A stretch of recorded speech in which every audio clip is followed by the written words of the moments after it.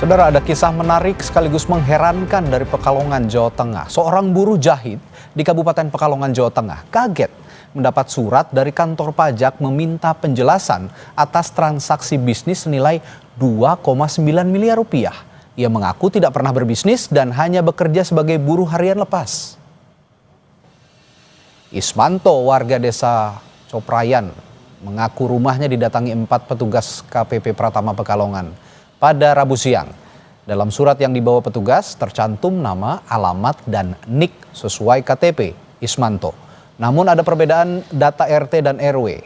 Terdapat pula lampiran rincian belanja kain dari sebuah perusahaan di Boyolali dengan total transaksi hingga 2,9 miliar rupiah.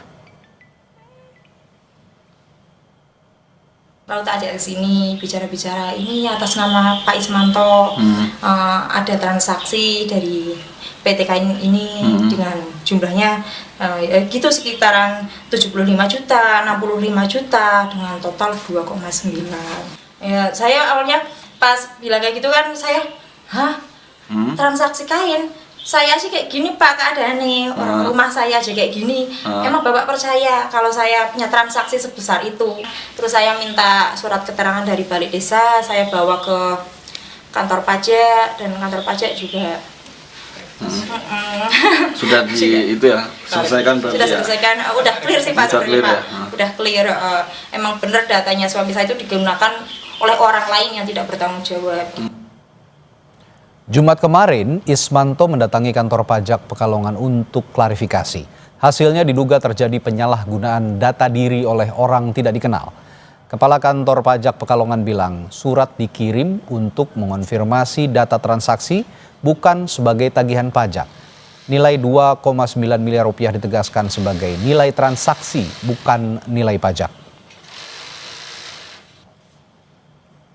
Itu datang karena dari surat tersebut belum ada respon. Kami ini mendatangi, hanya menanyakan sebenarnya klarifikasi, benar enggak sih Pak, Bu, Anda ini melakukan transaksi nilai 2,9 sekali nilai transaksi ya, bukan pajaknya, bukan. Jadi ini pun dari nilai transaksi 2,9. Kalau misalnya nanti bisa dijelaskan, sebenarnya kami ingin klarifikasi, benar nggak sih melakukan transaksi dengan salah satu perusahaan tekstil itu nilainya 2,9. Sebenarnya itu saja.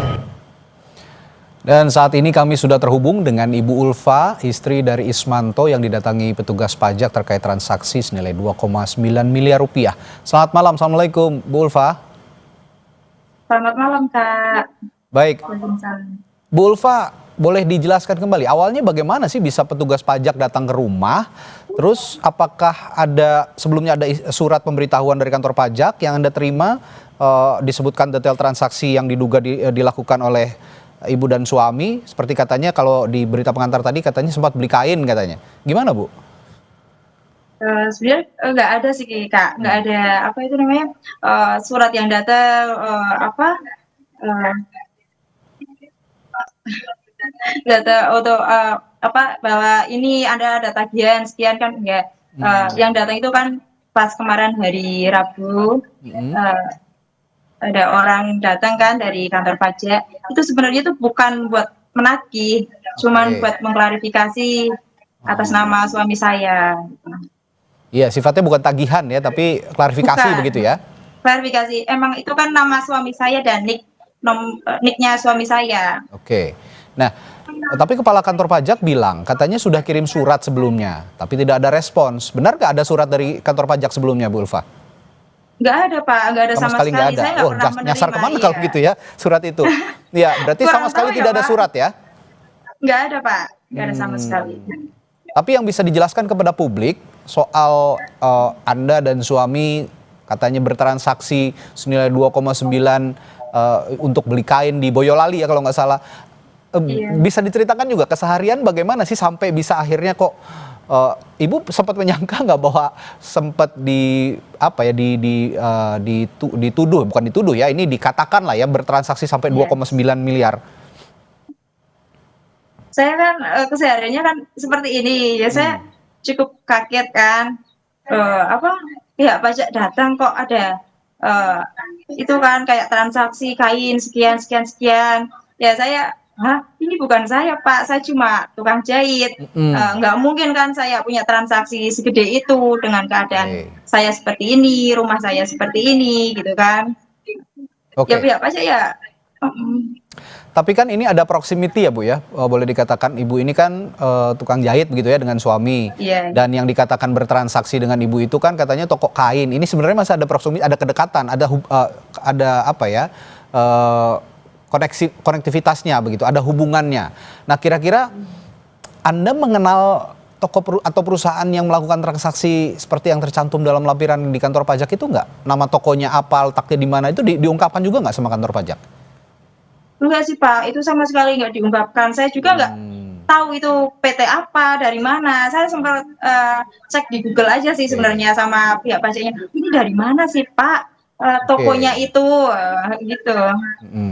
Oke, saya coba gali juga. Ini kan ada setelah Ibu dan suami mendatangi kantor pajak, ternyata kantor pajak mengatakan ini sebenarnya ada penyalahgunaan identitas, begitu ya Bu ya? Iya benar Ya. Pak. Nah saya ingin tanyakan, apa Anda dan suami ini pernah kehilangan dokumen identitas atau seperti KTP atau juga memberikan data pribadi kepada pihak lain sebelum kasus ini terjadi? Pernah nggak melakukan seperti itu atau kejadian Sama seperti itu? sama sekali enggak sih Pak. Saya nggak pernah ngasih identitas saya kemanapun tuh, saya nggak pernah kehilangan juga. Oke. Kan ada yang bilang ini gara-gara pinjol lah, apa utang bank lah. Sama sekali saya nggak pernah pinjol, nggak pernah utang bank, saya nggak pernah Pak, nggak pernah kehilangan gitu. Oke. Lalu proses klarifikasi, bagaimana dengan petugas pajak? Apa yang mereka katakan tentang kemungkinan identitas Anda disalahgunakan? Lalu apakah ada juga bukti yang mereka tunjukkan bahwa ini identitas Ibu atau suami Ibu ini juga disalahgunakan gitu? Ada yang dikatakan nggak sama kantor pajak? Saya kan minta surat keterangan dari Balai Desa Pak, saya bawa ke kantor pajak. Tapi memang itu bukan saya, tapi kantor pajak juga belum tahu siapa orangnya Pak. Siapa yang menggunakan identitas suami saya itu belum tahu. Oke.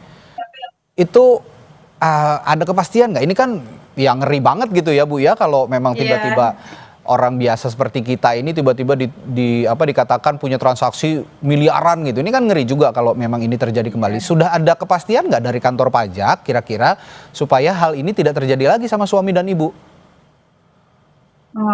Ya kalau itu ya Pak, saya sih menghimbau untuk masyarakat aja sih, biar nggak terjadi hal Dari kantor seperti ini pajaknya lagi. tapi tidak ada imbauan apa-apa ke Ibu? Iya. Ya itu sih, coba bilang lebih hati-hati lagi untuk menjaga identitas pribadi Oke. gitu kan, apa itu namanya, data diri gitu kan.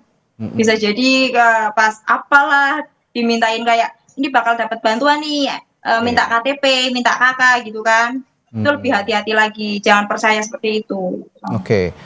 Tapi secara harfiah ada dampak nggak sih Bu ke kehidupan Ibu sehari-hari, aktivitas Ibu sehari-hari dengan adanya dugaan kata kantor pajak ya, dugaan transaksi 2,9 miliar ini padahal tidak ada sama sekali. Ada dampaknya nggak buat Ibu dan suami?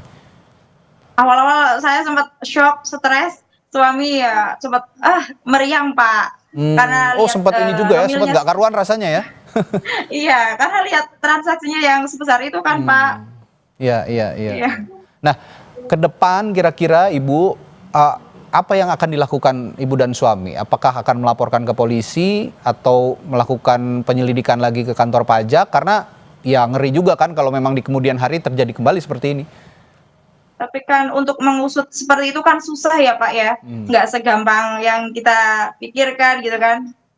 Oke, tapi kalau melibatkan aparat kepolisian sepertinya memang ada celah untuk bisa dilanjutkan Ibu. Karena mereka punya perangkat untuk mengetahui siapa sebenarnya yang punya transaksi itu dan mencatut nama suami Ibu gitu. Ada langkah ke sana, kepikiran langkah seperti itu? Ya, kepikiran sih ada Pak. Saya pengen tahu siapa sih orang yang menggunakan data pribadi suami saya untuk transaksi tersebut.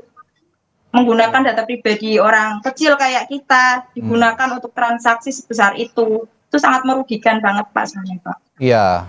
Nah, saya pengen juga minta pendapat Ibu nih. Ibu selama ini lapor pajak nggak Bu?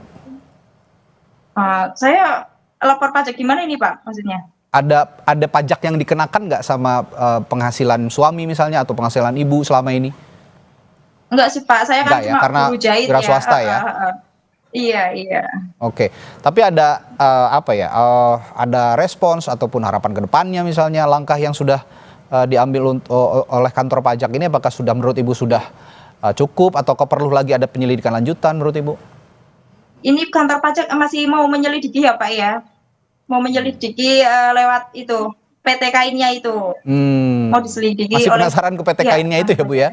Iya, masih mau diusut oleh pihak pajaknya mungkin Pak. Iya, tadi kan saya sempat tanyakan juga Bu, apakah Ibu, apakah Anda juga sama KTP, suami ini pernah kehilangan KTP atau memberikan data pribadi ke pihak lain? Kata Ibu kan tidak. Tapi kalau meminjamkan pernah nggak? Misalnya mau ngurus surat-surat kendaraan bermotor atau mau ngurus hal lain, misalnya yang terkait keadministrasian kependudukan, kartu keluarga dan segala macam, pernah nggak dipinjamkan ke orang lain misalnya? Saya sih nggak pernah ya Pak ya. Cuma kalau emang kayak apa itu namanya coblosan gitu kan Pak, itu kan kayak diminta data diri gitu kan, fotokopi KTP, fotokopi KK gitu. Tapi kalau untuk meminjamkan ke orang lain saya nggak pernah Pak. Ya, berarti terakhir juga ada tadi sempat menyinggung soal imbauan ya, imbauan ke masyarakat, ada yang mau disampaikan Bu? Ya, untuk lebih hati-hati lagi dalam menjaga data diri kita. Jangan sembarang ngasih ke orang gitu, biar nggak terjadi hal seperti ini lagi. Sebenarnya sih banyak Pak katanya Pak, di Pekalongan ini banyak korbannya. Banyak ya kasus seperti ini ya? Iya, cuma saya yang viral aja gitu. Oke. Ya itu Ibu Ulfa aja yang nggak pernah minjemin, nggak pernah menunjukkan data diri ke yang lain, dicatut apalagi dipinjamkan ke yang lain, apa ditujukan ke yang lain gitu ya. Ini lebih berbahaya lagi, itu pesan moralnya perbincangan kita malam hari ini. Semoga tidak terjadi lagi ya Bu, kedepannya seperti ini cukup mengagetkan juga kan, cukup bikin kita terkejut juga ya.